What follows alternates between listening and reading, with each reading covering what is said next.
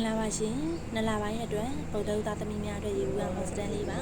ဗုဒ္ဓဦးသားသမီးတွေဒီလာထဲမှာတော့ပညာရေးနဲ့ပတ်သက်တဲ့အခါမှာကံနေကောင်းလိမ့်မယ်စိုးတစိတ်ကောင်းနေရတတ်တယ်ရလက်ကောင်းနေရတတ်တဲ့ပုံနဲ့အားလုံးအတွက် ready ဖြစ်နေပြီဆိုတဲ့ပုံစံမျိုးဖြစ်နေတယ်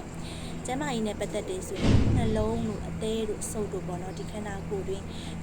ကလေးစားတွေနဲ့ပတ်သက်ရင်ဂရုစိုက်ပေးပါခန္ဓာကိုယ်တွင်းမှာအားနေနေတဲ့အစာအိမ်မျိုးပေါ့နော်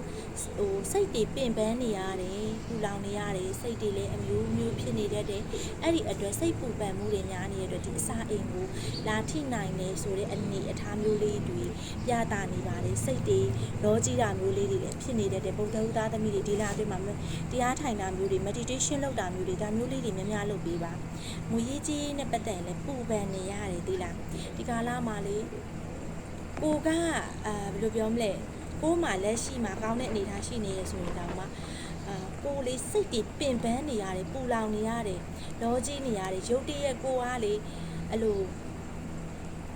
လုပ်ငန်းအရှိန်အဟုန်ရနေတဲ့လုပ်ငန်းတစ်ခုကိုရပ်တန့်လိုက်ရပြီကိုရဲ့ဝင်ငွေစီးကြောင်းရုပ်တရက်ရပ်တန့်သွားတာမျိုးတွေဖြစ်တတ်တယ်စိတ်တွေပင်ပန်းနေရတယ်တိတ်မပျော်ရွှင်နေရဘူးဆိုတဲ့အနေအထားမျိုးတွေ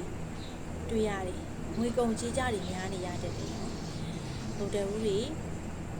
ငွေကန်အားနည်းနေတယ်လုပ်ငန်းကန်အနေနဲ့ဆိုရင်ကောင်းတယ်သူများပဲလုပ်ကိုစီးပွားရေးပဲကိုလုပ်ကို့မှာလုပ်ငန်းအသစ်တွေပေါ်လာအောင်နော်လုပ်ငန်းအသစ်တွေပေါ်လာအောင်မယ်သူများစီမှာလုပ်ရင်လည်းရွေးချက်စရာအခွင့်အရေးမျိုးတွေပေါ်ပေါက်လာတတ်တယ်လက်ရှိလုပ်ငန်းမှာလည်းကောင်းတယ်လို့နောက်ထပ်ရွေးချက်စရာတွေလည်းပေါ်တတ်တယ်ကိုယ်ပိုင်လုပ်ငန်းလုပ်နေတယ်ဆိုရင်လည်းကို့မှာလက်ရှိမှာလည်းကောင်းတဲ့လုပ်ငန်းရှိထားတယ်လို့နောက်မှာရှေ့ဆက်ပြီးလည်းကောင်းတဲ့လုပ်ငန်းတွေပေါ်ပေါက်လာဖို့ရန်ရှိတယ်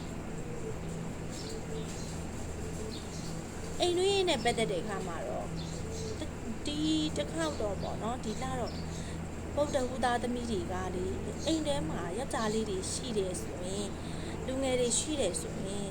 တတိထားစေခြင်းနဲ့ဂရုစိုက်စေခြင်းနဲ့ဗုဒ္ဓဟူသားသမီးတွေထဲမှာများပေါ့နော်ကိုမျိုးရိုးရာတို့ရှမ်းရိုးရာနော်ကိုမျိုးရှင်ရိုးရာတို့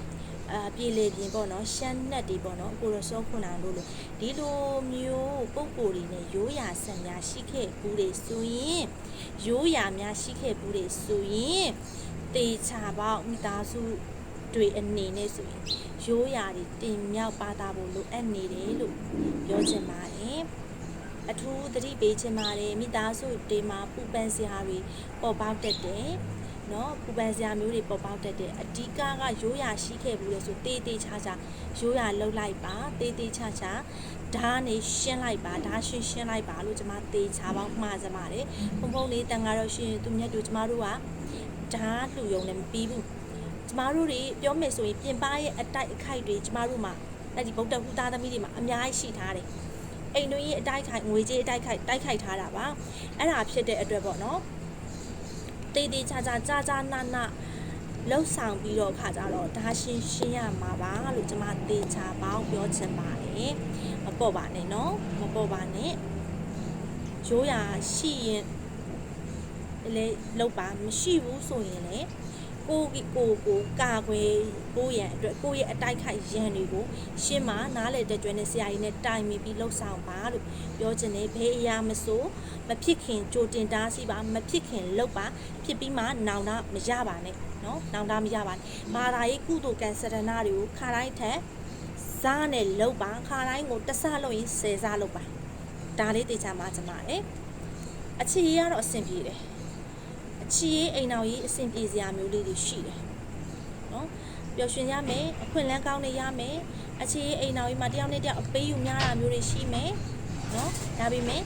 ကျွန်မပြောချင်တာမိသားစုရေးငွေကြေးအတိုက်ခိုက်ရှိထားတာ